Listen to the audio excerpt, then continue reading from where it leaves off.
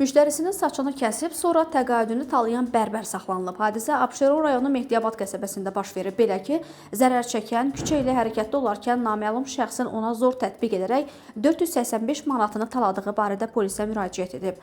Abşeron rayon polis idarəsi Mehdiyabad polis bölməsinin əməkdaşlarının keçirdikləri tədbirlərlə əməli törətməkdə şübhəli bilinən əvvəllər məhkum olunmuş 43 yaşlı Hüseyn Bala Cəfərov müəyyən edilərək saxlanılıb.